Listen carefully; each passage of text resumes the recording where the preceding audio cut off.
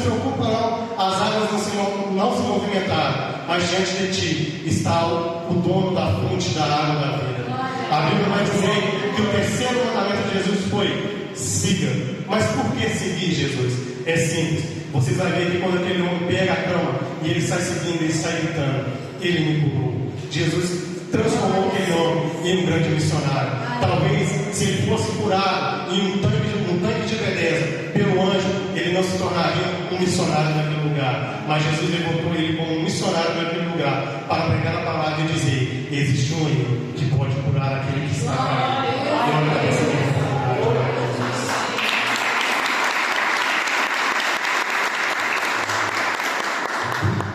Irmão Rubinho.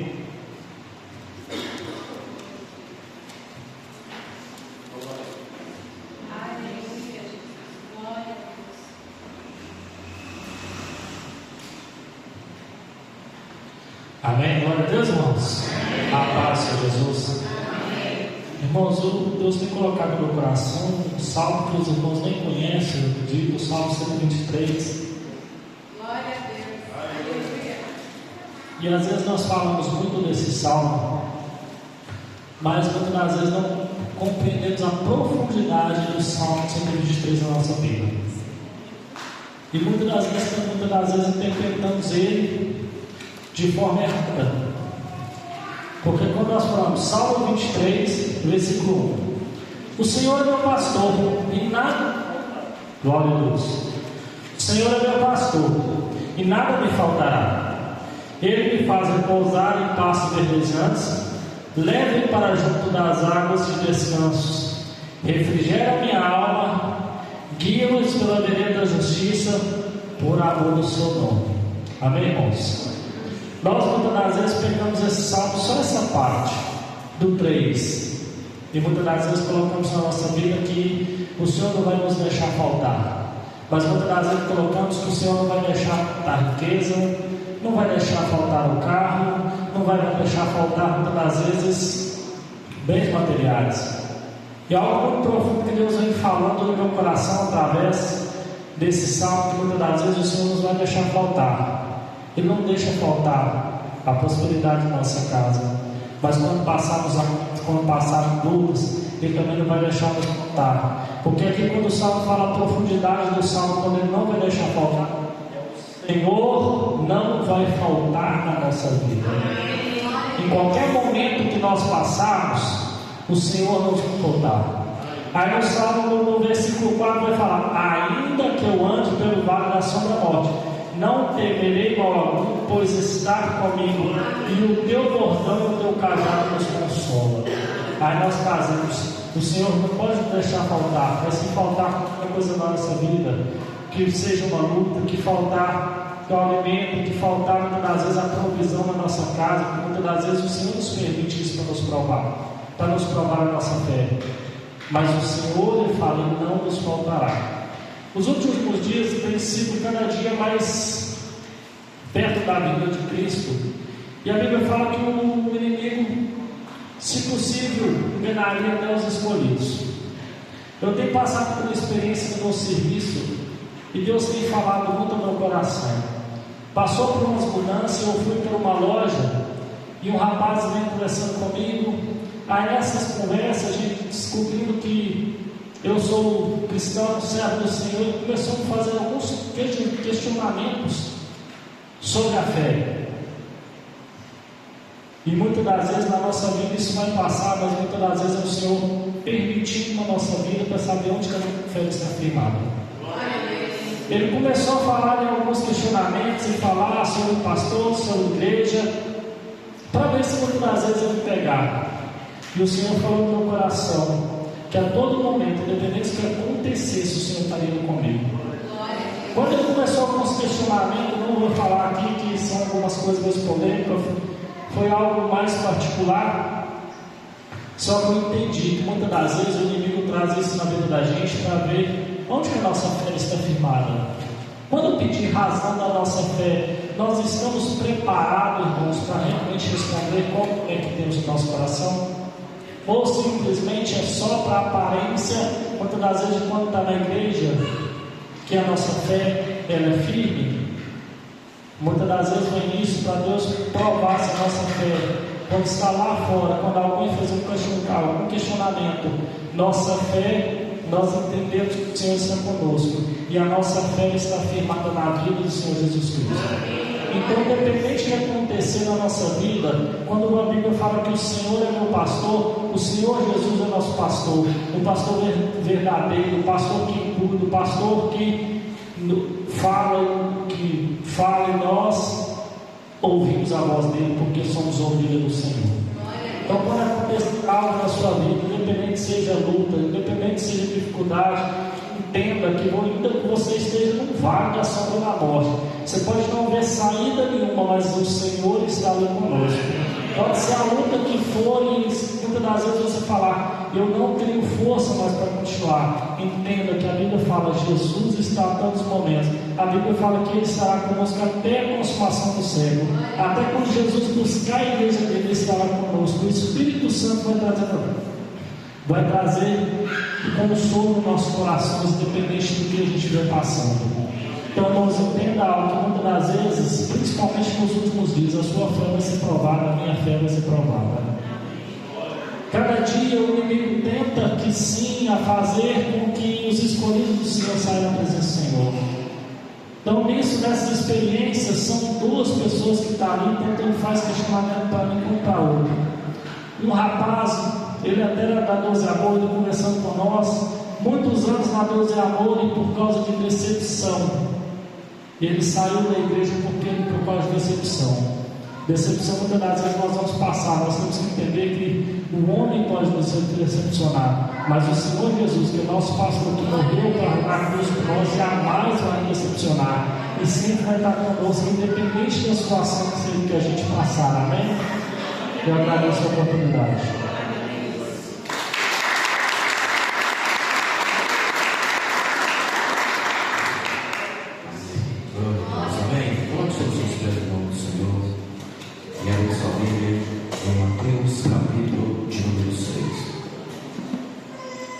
Evangelho segundo escreveu Mateus, capítulo de número 6.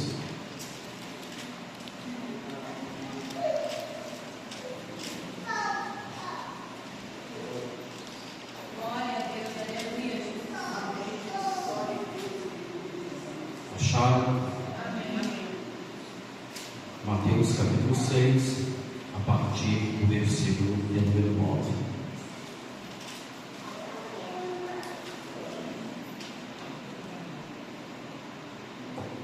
Onde fala sobre a oração do Pai, a oração do Pai Nosso. Está escrito assim: portanto, orem assim: Pai nosso que está nos céus, santificado seja o teu nome, venha o teu reino, seja feita a tua vontade, assim na terra como no céu. O pão nosso de cada dia dai-nos hoje, e perdoa-nos as nossas dívidas, assim como nós também perdoamos nossos devedores. E não nos deixes cair em tentação, mas livra-nos do mal, pois teu é o reino, o poder e a glória para todos sempre. Amém.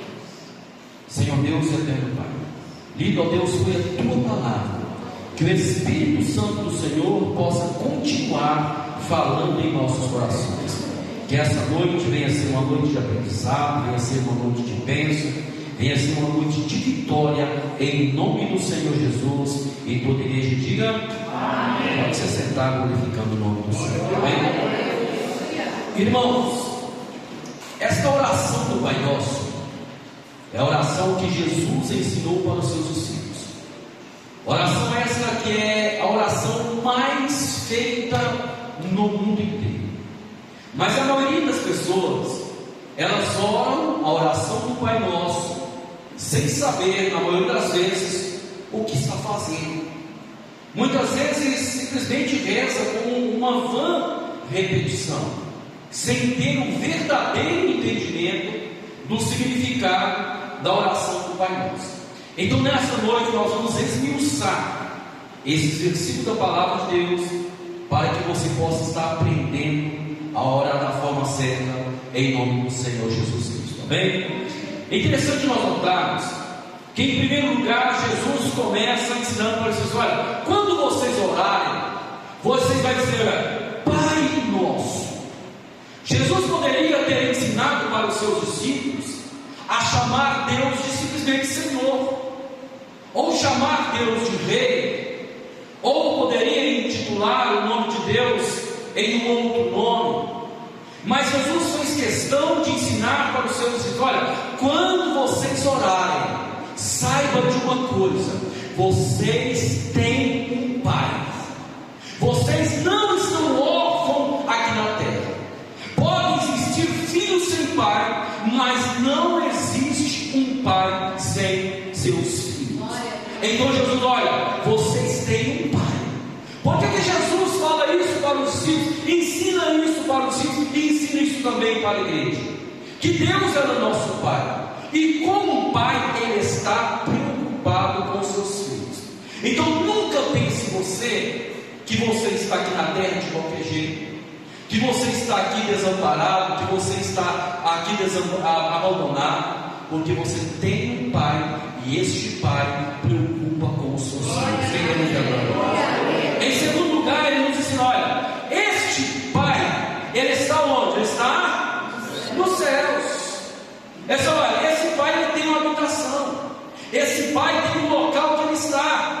Esse Pai está sentado no trono. Aqui Jesus diz: olha, esse Pai ele tem um local, ele está tão distante de você. Esse Pai que você vai orar, ele está nos céus. Então toda vez que você precisar de alguma coisa, toda vez que você precisar fazer um pedido, toda vez que você precisar de uma ajuda, você tem um Pai, e este Pai está nos céus. E aí a oração do Pai Nosso, ela começa a nos ensinar, a nos falar de muitos pedidos. E o primeiro pedido que fala nessa oração que nós acabamos de ler é que está escrito: ó, Pai Nosso que está no céu, santificado seja o teu nome. Muitas vezes as pessoas lá fora, elas aprendem a rezar da forma errada, a orar da forma errada, e elas já começam a orar assim: Pai Nosso que está no céu, santificado seja o vosso nome. Mas o texto que nós lemos: santificado seja o teu nome. É o nome de Deus que é santo. Mas é interessante Jesus ensinar dessa forma, é porque lá em 1 Tessalonicenses capítulo 4, versículo 3, está escrito assim: ó, pois esta é a vontade do Pai, essa é a vontade de Deus, a vossa santificação. Aí quando nós meditamos em 1 Pedro capítulo 1, versículo 16, está escrito assim: ó, sede santos, porque eu, o Senhor, sou santo. Então por que Deus quer que você seja santo?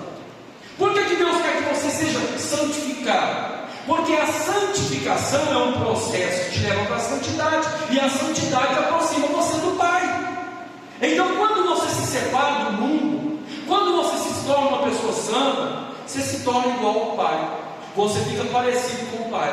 Então a santidade é a vontade de Deus para a sua vida, porque cada dia que você mais santo fica, mais você fica parecido com o seu Pai. É o filho parecido com o Pai. Você pode observar que quando uma criança nasce, igual nasceu Natan, aí a gente vai lá para visitar, aí as mulheres para agradar, né, a Val, diz: não, mas ele é a sua cara, ele parece com você. Aí os pais, para poder agradar o Léo, viram e falam assim: não, Léo, mas o queixinho dele é o seu queixo, a boca dele parece com a sua boca, a orelhinha dele é igual a sua orelha, Léo. Por quê? Porque o filho puxa a afeição do pai também da mãe. Então nós somos filhos de Deus, e através da santidade em Cristo Jesus, nós também ficamos parecidos com o nosso Pai. Quem está entendendo agora? Então a santificação, ela é a vontade de Deus para a sua vida. Quando mais você se santifica, mais parecido com Deus você fica. Quando mais você se santifica, mais a vontade de Deus você faz. Então na oração do Pai Nosso, Jesus nos ensina dizendo: ó, santificado seja o teu nome.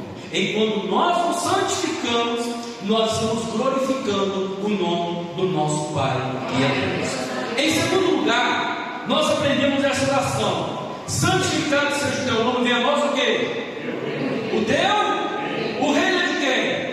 É de Deus. oração, você notar que quando você fala, olha, venha a nós o teu reino, você está dizendo assim, olha, que seja feito aqui na terra, está sendo feito no céu. Ou seja, que a plenitude de Deus desce para a terra. Por isso, quando Jesus veio, ele não foi compreendido, porque teve uma certa vez que eles queriam glorificar, eles queriam coroar Jesus como rei, que foi quando Jesus fez ali o milagre da multiplicação dos pães e peixes. Eles queriam coroar Jesus como rei. Jesus, no entanto, fugiu e foi para o Monte Judá. Aí quando nós passamos ali, eu acho que está escrito, se não me engano, não sei se é João 18, 19, João 18, versículo 36, a Bíblia diz que perante Pilatos, eles perguntaram se Jesus era rei. Vocês estão dizendo que Jesus não é rei, não. Mas o exemplo, o meu reino não é desta terra. Por isso Jesus não foi compreendido, porque o reino de Deus é o reino invisível para os homens que não compreendem a palavra do Senhor. O reino de Deus não é o reino da carne, mas é o reino espiritual. Então, quando nós oramos a Deus, dizemos, olha, venha a nós o teu reino, nós estamos dizendo que aquilo que tem no céu desça sobre a terra, que aquilo que tem no céu venha sobre a minha vida, que aquilo que tem no Senhor venha sobre a minha vida. Por quê? Porque a palavra de Deus fala lá em Gálatas capítulo 5, fala sobre os frutos da carne, que é aquilo existente na vida do ser humano, mas fala daquilo que Deus é cheio, do Espírito de Deus. O Espírito Santo de Deus, ele coloca dentro de nós a plenitude do Altíssimo, que é dentro da glória. Então, quando nós falamos, venha a nós o teu reino, nós estamos dizendo, Senhor, enche a minha vida daquilo que o Senhor cheia. Enche a minha vida de amor, porque no mundo tem ódio, tem rancor, tem raiva, mas eu quero ser cheio de amor. Amém ou não amém? Em terceiro lugar, o que nós aprendemos? Na oração do Senhor, venha a nós o teu reino e seja feito o quê? A tua vontade. Então, na maioria das vezes, nós não estamos preparados para fazer a oração do Pai Nosso, porque nós oramos, nós repetimos muitas vezes, mas sem entendimento. Porque quando você faz a oração do Pai Nosso no coração, e você diz essa frase dizendo, olha, seja feita a tua vontade, o que você está querendo dizer? Você está dizendo o seguinte, a tua vontade, ó Deus, está acima da minha vontade. O que eu estou orando, o que eu estou pedindo, se o Senhor fizer, glória a Deus, mas se o Senhor não fizer, eu compreendo, porque a tua vontade para a minha vida, ela é boa, ela é perfeita, ela é agradável. Então muitas vezes nós não sabemos o que nós pedimos. Às vezes você pede uma coisa hoje, amanhã você recebe e você arrepende daquilo que você pediu. Quantas pessoas que casaram e hoje se arrependem do casamento e agora coloca a culpa em Deus, igual Adão colocou a culpa em Deus quando Eva fez com que ele viesse também pecar? Olha, a mulher que me desse, por causa dela eu comi o fruto, por causa dela eu pequei. Então muitas vezes nós oramos a Deus e não sabemos o que nós estamos pedindo. Então Jesus disse, olha, a vontade de Deus está acima da tua vontade, porque ela é boa, ela é perfeita e ela é agradável. Ainda que você ache que você tem algo bom para você, um plano bom para você, Deus tem algo melhor para a sua vida. Porque você não consegue ver o dia de amanhã, você não consegue saber o que vai acontecer daqui a um minuto, mas Deus já sabe o que vai acontecer no dia de amanhã. Deus conheceu você antes de você nascer. E Deus sabe o dia que você vai morrer, o dia que você vai partir para agora. Deus já tem todos os seus dias contados e somados no livro dele. Estão me entendendo? Então muitas vezes nós nos precipitamos para falar com Deus. E às vezes nós não paramos para meditar nem mesmo nas nossas vontades, nas nossas necessidades. E por isso que muitas vezes as nossas orações, elas não são ouvidas. Imagine se todas as suas orações fossem ouvidas. Imagine como seria a sua vida. Então tem oração sua que Deus, Ele ouve, mas Ele não atende, porque não está de acordo com a palavra. Então toda vez que você fazer a oração do Pai Nosso, tenha esse entendimento. Quando você dizer, se assim seja feita a tua vontade, assim na terra como no céu, você está dizendo, olha, a tua vontade, ela está acima da minha vontade. Quem está entendendo a glória? Mas uma lição que nós aprendemos é que na oração do Pai Nosso, Jesus também nos ensina dizendo assim: olha, o pão nosso. Olha que interessante. No princípio está escrito: o Pai, ele é de quem? Ele é só seu? Não, o Pai é de quem? Ele é de todos. É o Pai nosso. E aqui no meio da oração, Jesus está dizendo: olha, o pão nosso de cada dia dai-nos hoje. Jesus está dizendo: olha, procure pedir a Deus aquilo que é necessário, aquilo que vai suprir a sua necessidade. Mas nos dias de hoje, o homem se tornou ganancioso, ele se tornou incontentável. Quanto mais ele tem, mais ele quer. Se tornou um ser incontentável. Ele nunca está feliz, ele nunca está contente. Parece que sempre está faltando alguma coisa na sua vida. Ele não sabe ser feliz com o que tem. Por isso está sempre em busca de algo maior. Aí a vida passa e ele esquece de viver, porque não aprendeu a ser feliz, não aprendeu a ser contente com aquilo que Deus tem derramado sobre a sua vida. Então Jesus, olha, o pão nosso de cada dia, esteja contente, não andai ansioso por causa do dia de amanhã, mas basta o dia de hoje seus males. Não fique ansioso por causa do que vestir, do que comer. Não, coloque tudo nas mãos de Deus, porque Deus não vai deixar falta nada para vocês. Mais uma lição que aqui nós aprendemos, que na oração do Pai Nosso está escrito assim: ó, perdoai-nos as nossas dívidas ou as nossas ofensas, assim como nós perdoamos os nossos devedores. E aí eu te pergunto: você tem perdoado as pessoas que te ferem? Você tem perdoado as pessoas que te machucam? Você já perdoou aquilo que foi feito lá no passado contra a sua vida? Talvez o teu pai te feriu, teu pai te machucou, ou tua mãe lançou palavras de maldição contra a sua vida. Você já liberou perdão? Já liberou o perdão para aquele irmão que fez tanta raiva, que vocês brigaram, vocês discutiram? Você já liberou perdão para ele? Já liberou perdão para aquela pessoa que você tinha ela como um amigo seu, como uma amiga sua, mas ela falou mal de você, ela te feriu, ela te machucou, ela te deixou chateado ou chateado? Você já liberou perdão? Porque Jesus está nos ensinando na oração do Pai Nosso, que é perdoando que se é perdoado. Amém? É perdoando que se é perdoado. Então muitas vezes nós vemos a igreja e buscamos algo de Deus que nós não estamos dispostos de fazer, que nós não estamos dispostos de doar. Nós estamos comprando algo para Deus fazer em nossas vidas, mas Jesus está ensinando na palavra: olha, você já perdoou para ser perdoado? Você já liberou perdão para que o perdão seja liberado sobre a sua vida, sobre a tua casa, sobre a tua família? Porque tem muitas pessoas que estão presas nessa prisão sem grade, por falta de liberar perdão.